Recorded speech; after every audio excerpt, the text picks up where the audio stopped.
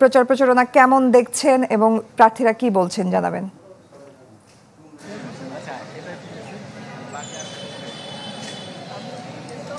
আজকে কিন্তু সকাল থেকে প্রচারণা শুরু হয়েছে এবং আনুষ্ঠানিকভাবে যারা নির্বাচন কমিশনার আছেন তারা একটি বৈঠক করেছিলেন প্রার্থীদের সাথে।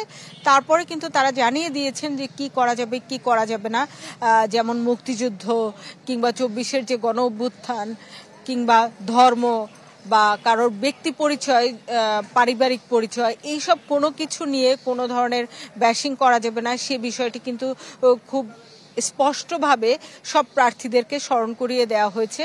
এবং আপনি জানেন যে এর বাইরেও কয়েকটি বিষয় বলা হয়েছে, যেমন ঢাকা বিশ্ববিদ্যালয়ের ভেতরে যে শাটল সার্ভিস চলে সেটি কিন্তু বন্ধ করে দেওয়া হয়েছে নির্বাচনকে কেন্দ্র করে, এবং বলা হয়েছে যে নির্বাচনের সময় 2 দিন, নির্বাচনের দিন এবং তার আগের দিন মেট্রো স্টেশন বন্ধ থাকবে, টিএসসিতে যেটি আছে সেটি। তো সেই অনেক বিষয় বলা হয়েছে, সেগুলো নিয়ে কিন্তু আবার প্রার্থীরা তারা প্রচারণার ফাঁকে কথা বলেছেন এবং তারা যেটি বলেছেন যে এই শাটল সার্ভিসটি খুলে দেওয়ার বিষয়ে মোটামুটি সব প্রার্থী একমত এবং সবাই এটি আহ্বান জানিয়েছেন নির্বাচন কমিশনের প্রতি।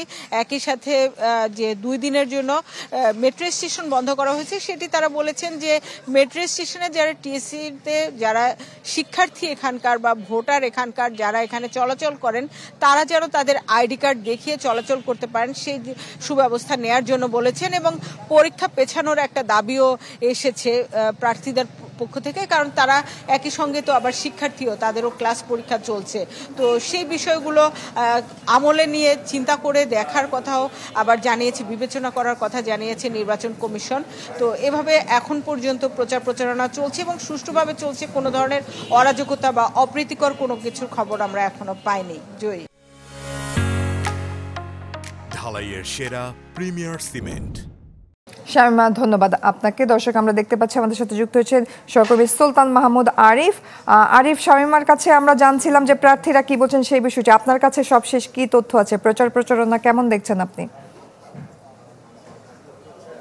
ক্যাম্পাস জুড়ে কিন্তু প্রচারণার যে বিষয়টি সেটি কিন্তু আজকে থেকে শুরু হয়েছে এবং সবগুলো প্যানেল বলা যায় যে তারা তাদের যে প্রচারণা এবং ভোটার যারা রয়েছে তাদের কাছে যে যাওয়ার যে কার্যক্রম সেটি কিন্তু ইতিমধ্যে শুরু হয়েছে। এবং ছাত্র দলের যে প্যানেলটি সেই প্যানেলটিও কিন্তু ইতিমধ্যে তারা তাদের কার্যক্রম শুরু করেছে এবং দেখতে পাচ্ছেন যে তাদের প্যানেলে যতজন সদস্য রয়েছে সবাই মিলেই কিন্তু এখানে ভিসি চত্বরের ভিসির বাসভবনের সামনে এখানে তারা একত্রিত হয়েছেন এবং তারা এখানে গ্রুপ ছবি তোলার মধ্য দিয়ে তারা তাদের আজকের যে ডাকসু নির্বাচনের যে প্রচারণা সেটি তারা আনুষ্ঠানিকভাবে শুরু করতে যাচ্ছেন।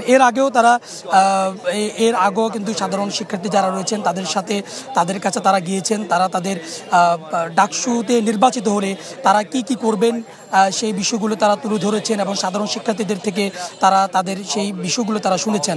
এবং বলা যায় যে কিছুক্ষণের মধ্যে ছাত্রদলের যে প্যানেলটি রয়েছে তারাও কিন্তু তাদের নির্বাচনী যে প্রচারণা সাধারণ শিক্ষার্থীদের কাছে যাওয়া সেটি তারা শুরু করবেন। এখন পুরো প্যানেলটি কিন্তু আপনি দেখতে পাচ্ছেন এখানে রয়েছে এবং এর আগেও কিন্তু আমরা আজকে সকাল থেকে দেখেছি যে অন্যান্য প্যানেলের যারা রয়েছেন তারা কিন্তু বিভিন্ন জায়গায় তারা তাদের যে প্রচারণা সেটি তারা চালিয়েছেন এবং বেশ কিছু অভিযোগও কিন্তু রয়েছে। কেউ বলছেন যে ঢাকা বিশ্ববিদ্যালয়ের যে প্রশাসন সেই প্রশাসন একটি পক্ষপাতিত্ব করছে, এমন অভিযোগও উঠেছে। পক্ষপাতিত্ব থাকুক না থাকুক তবে সাধারণ শিক্ষার্থী যারা রয়েছেন তাদের সাথে আমরা কথা বলেছি, তারা বলছেন অংশগ্রহণমূলক সুষ্ঠু একটি নির্বাচন তারা চান এবং পাশাপাশি যে সমস্ত প্যানেলগুলো রয়েছে যত অভিযোগ থাকুক না কেন সেই অভিযোগগুলো কাটিয়ে তারাও কিন্তু সুষ্ঠু নির্বাচন চাচ্ছেন। কিছুক্ষণের মধ্যে ছাত্রদলের আনুষ্ঠানিকভাবে তাদের প্রচারণা শুরু হবে, তখন এখান থেকে নতুন করে তথ্য দেওয়া যাবে। আরিফ, ধন্যবাদ আপনাকে। দর্শক, ডাকসু নির্বাচনের খবরাখবর জানাচ্ছিলেন আমাদের সহকর্মীরা।